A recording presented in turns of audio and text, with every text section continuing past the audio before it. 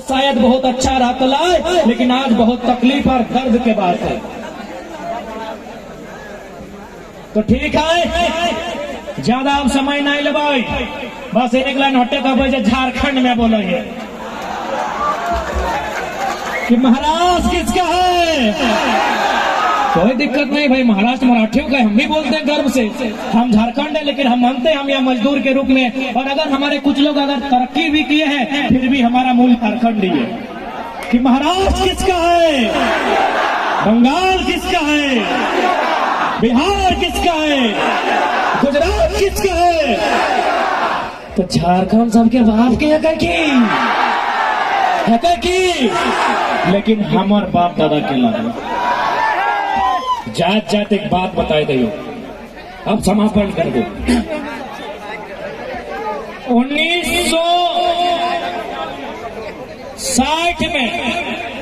1960 में है महाराष्ट्र जहां हमने खड़ा है।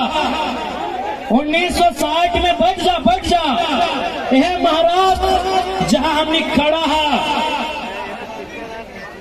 बॉम्बे अगर नाम है, बॉम्बे 1960 में इसी राज्य का नाम बॉम्बे था।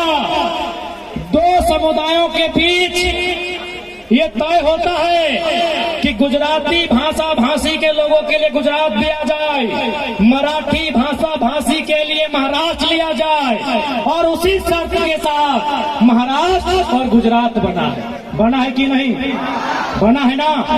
यहाँ बहुत सारे गुजराती भाई भी बगल में दुकान दिए हैं, शायद सुन रहे हैं। बहुत सारे मराठी भाई स्टेज में बैठे हैं, उनका सम्मान करते हैं। एक बात बताइए, जब महाराष्ट्र और गुजरात का बंटवारा हो रहा था, क्या एक भी किसी प्रकार का आंदोलन हुआ था? नहीं हुआ था। एक भाई ने दूसरे भाई से बंटवारा मांगा, बाकायदा भाई ने बंटवारा दे दिया। लेकिन झारखंड बनने में 88 साल लगा है, 88,000 लोगों का बलिदान लिया गया। इसलिए हमारे झारखंड से किसी की तुलना नहीं होगी। मानते हैं कि हम भी भारत का हिस्सा हैं, हम मानते हैं कि हम भी भारत का हिस्सा हैं, लेकिन हमारा हिस्सा कहाँ है? हम भारत का हिस्सा हैं, हम मानते हैं, पर हमारा हिस्सा कहाँ है? कहाँ है हमारा हिस्सा? एक हिस्सा माने अंग, हिस्सा दो प्रकार का होता है। हिस्सा माने अंग, हम भारत का अंग है, और एक हिस्सा माने बंटवारा।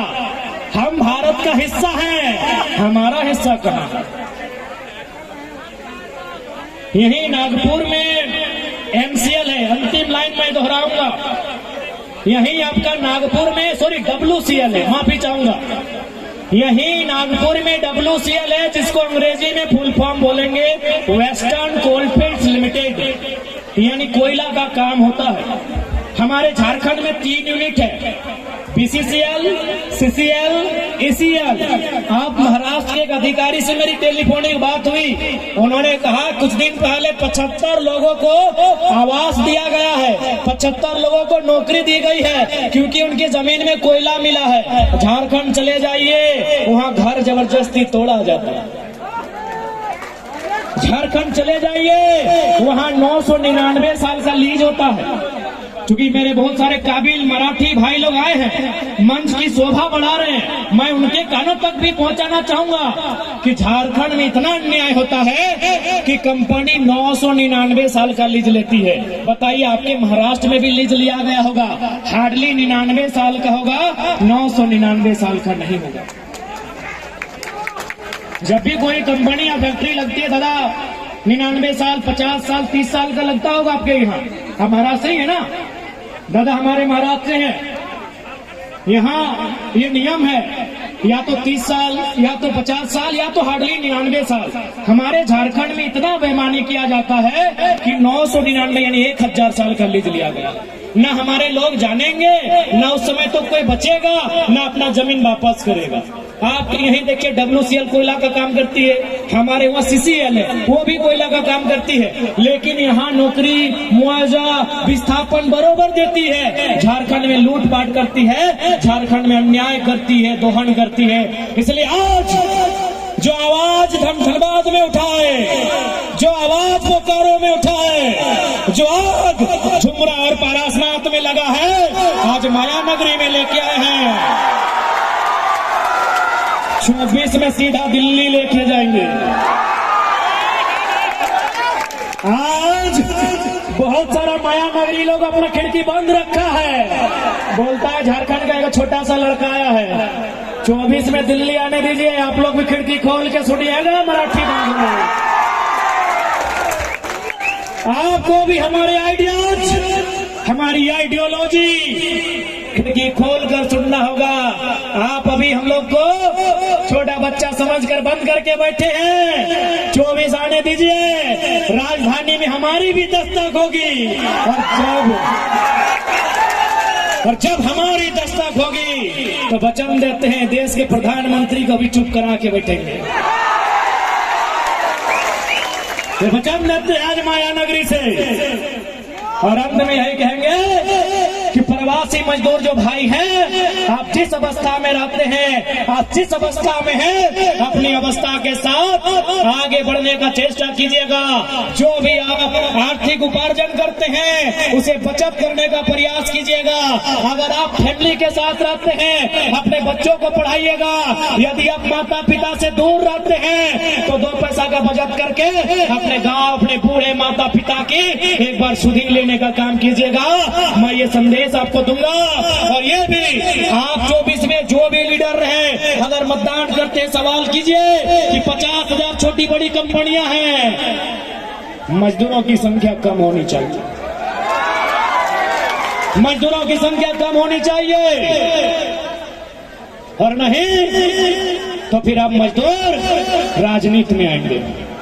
फिर तो नहीं इतना एगो विधायक बना सकला।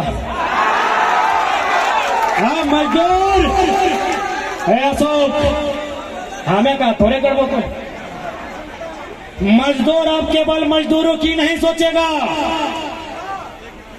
मजदूर अब केवल मजदूरी की नहीं सोचेगा, अब मजदूर राजनीति की भी सोचेगा। जिसको दर्द होता है होने दीजिए। आपके बीच का नेतृत्व करता होना चाहिए। राज्य की राजधानी और देश की राजधानी में क्या कोई गलत बात है? क्योंकि भारत एक संवैधानिक देश है, और संवैधानिक देश यानी कागज कलम कानून, और कागज कलम कानून यानी या तो सदन लोकसभा है या विधानसभा। आपकी आवाज वहां बुलंद होनी चाहिए।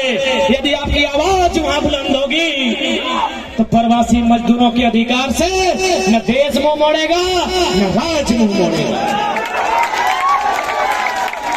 इसलिए आज यदि कभी चुनाव का सामना हो, मतदान करने की संभावना बने, यदि वतन वापसी करते हैं तो याद रखिएगा आपका मत यदि आप देते हैं तो आप लेबर एक्ट पर दीजिएगा। एक 72 लेबर एक्ट बनना चाहिए, एक 72 डिस्प्लेसमेंट एक्ट बनना चाहिए, एक 72 एजुकेशन पॉलिसी बननी चाहिए, एक 72 डिस्प्लेसमेंट पॉलिसी बननी चाहिए, एक 72 लेबर पॉलिसी बननी चाहिए, ताकि हमारे मजदूर दर बदर की ठोकरें ना खाएं।